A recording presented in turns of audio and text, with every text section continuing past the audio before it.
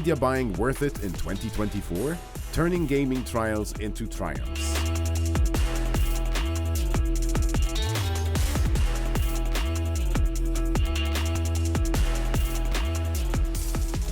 Amazing, our incredible panel. We have our moderator, Renz Gonzales, the head of business development at PropellerAds. We have Marcin, the business development director at Voluum. Hello. Andrei, the business, I like that, yes, say hello. Business development team leader at PropellerAds. Hello. And we have Guy, the head of marketing at MediaTroopers, our amazing panel. Enjoy, everyone. All right. Thank you for having us. Well, before we start, I also want to thank our panel of guests for the privilege of having you on stage today. I'm sure there are a lot of relevant people here when it comes to an operator or advertisers, media buyers, which is essentially what we're talking about today, right? So let's start because I think this is a very relevant topic to tackle on when it comes to media buying overall, right? So we had a little bit of a chat, but I really want to get into and pick your brain about different nuances and also the trends. So for you, Guy, when it comes to you guys as media buyers, all right? Media buyers, basically acquiring ads online. That's paid ads through different channels and different traffic sources. But for you, in 2023, what have been the main challenges as media buyers have you faced when it comes to, rising costs, right? And, how do you diversify yourself in that sense? Yeah, so media buying in basically any vertical is challenging because the environment is keep changing all the time. And for us in MediaTroopers, when we are operating only in regulated markets, it's even more challenging. For us, we always need to be sure that both parties we are dealing with, the operators and the sources, are fully compliant with the regulations requirements in each market. And we need to make sure both channels and app providers are aligned and we can run safely and scale with the most efficient way. And speaking about efficiency, how do you, for example, as media buyers, really modify your campaigns? I mean, how do you modify, how do you optimize? What kind of tools do you use mostly? So, first of all, thanks to our licensing program, we're enjoying connecting to all the premium channels in the industry. All the social, both with DSPs and SDK network, we're working with. And the big challenge is the matches. Each product that we're running have a different performance in each platform we are testing it. Right. So the big challenge at the beginning is to find the right source to the right product.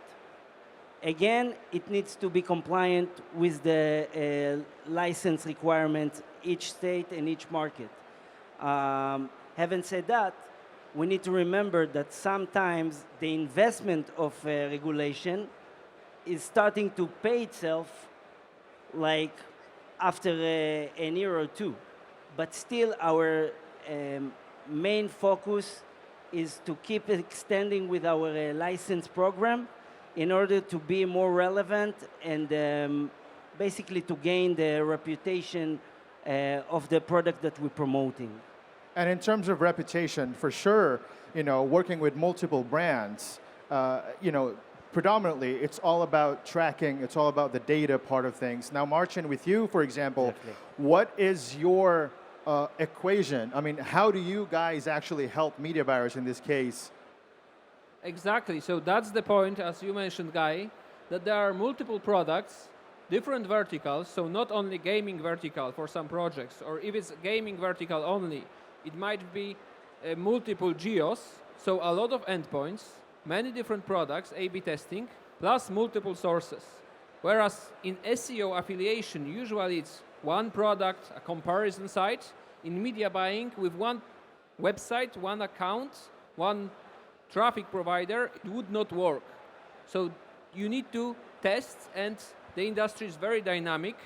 Every traffic platform, they have many different sources, and it's changed over time. It could change on a monthly or weekly basis, right? So you need to stay on top every time. And That's an example, excellent example. Sometimes we're running multiple brands, but basically the same product. If it's fantasy or something else, that we can compare between performance across all channels. Exactly. Thanks to your platform. That's one of the main tools we're using in Volume when we're running traffic. All right. Because there's always a testing phase, right? So that's the essence of media buying, that you need to have a testing phase, and then as soon as possible, gather a lot of data to decide on the final endpoint. Exactly. And if you do it manually, this time it's 10 or 12x longer, and with the daily budget you spend, it's 10 or 12x more expensive, simply. So with that perspective, without an automation, without something that can quickly show you the best brand for certain geo, for certain settings, maybe a source within a platform or operation system version, keywords if you run with PPC traffic, you would not be profitable. Especially that, as you mentioned, in gaming industry, it takes time to see the final results. For you as an agency, affiliate company, you work on rev share very often. So it's a long-term strategy in this case, right? When Exactly. it comes to the whole funnel. Now, from the traffic side of things, Andrei, on your side, of course, leading this direction, right? So the guys talked about, quite a good strategy and a good funnel, but what do you see yourself? What kind of mistakes, like big no-nos, do media buyers, for example, that we have here, I'm sure, are actually implementing? I mean, what is your take on this? What have been your experience with unconventional or quite big mistake kind of strategies that really impact their media buying costs, all of that? Well, first of all, I must say that don't be scared. That's the first thing about media buying. Yeah. And then if we continue, I believe that not understanding what are you buying for, who you're buying for, like what's your audience, what your audience like, which language does it speak. Even if, like, for example, you are targeting countries like United States, obviously it's like English speaking, but if you're going for the South States, it's Spanish. And another one, it's like what Marcin already mentioned a lot, and the guy as well, is that it's a blind buying. And I really do hate this when an advertiser comes to you and says, well, I don't think your traffic converts. I'm like, what have you done? Have you checked it? What have you optimized? It, right? I just paid for it. Yeah. This is not how it works. Additional to that you don't have a real-time data from the operators. Absolutely, And absolutely. that's I think this is the biggest challenge Yeah, for our end. Agreed. It's absolutely seeing that advertiser is blindly buying all the traffic. I mean, of course, there is some sources which are going to be converting for you and some is not going to be converting. So you need to optimize. You need to see which, operation system works much better for you. For example, if you go into Brazil market, people use their Android more. So let's check there. Let's see the sources which convert.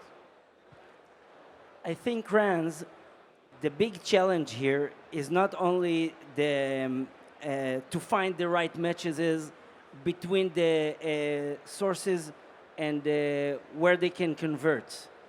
It's more, I find the biggest challenge for media buying is in which source you can scale, okay? Because What's the to limit, convert, right? it's one thing, Right. okay? But to scale and meet your targets in terms of caps and the profits you're aiming, it's not all about the conversions and the ROI, it's also how much traffic you can get Yeah, what's the volume for that particular source, right? with the requirement quality. Yeah, and speaking of challenges, I want to go to the next phase now. With you, Marcin, for example, what kind of advantages do advertisers, media buyers we're talking about here, actually have with tracking, with tracking data, with optimizing their campaigns? What other advantages can they have when it comes to the whole cycle of advertising? So this is what you mentioned, Guy, the real-time tracking. That's the essence. Because imagine that you spend 10 or $5,000 daily for the traffic, and you buy thousands, hundred thousands of impressions.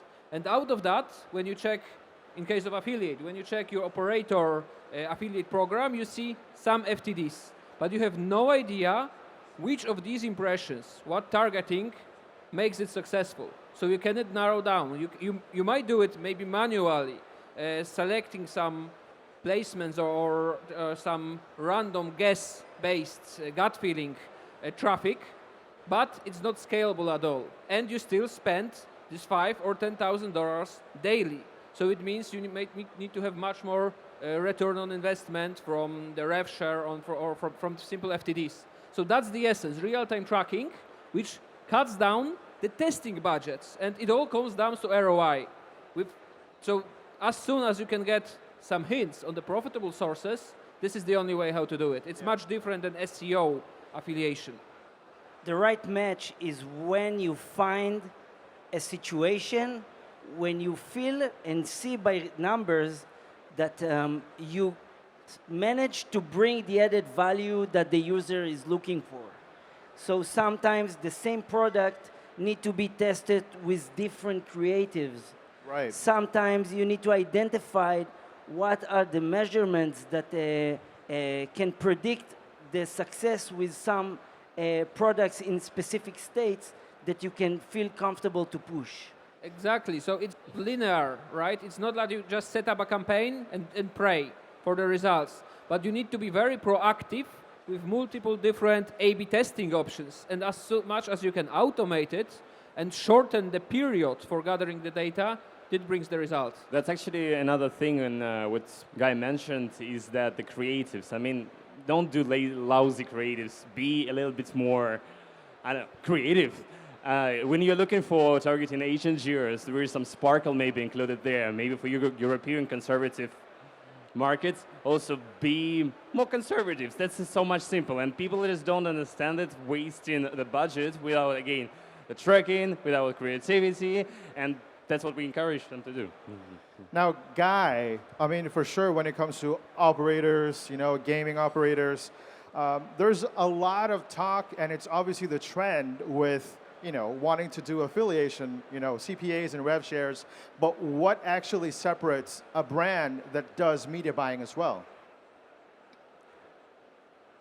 Without media buying, you cannot control the traffic you're sending to your advertisers. Now, affiliation, it's part of the channels that we have, but to run only with CPA, it makes you with no control of what traffic you are sending to your customers. And it's very expensive. It's much more expensive if you are leaning only on that, because when you have the benchmark with the direct sources, you can be much more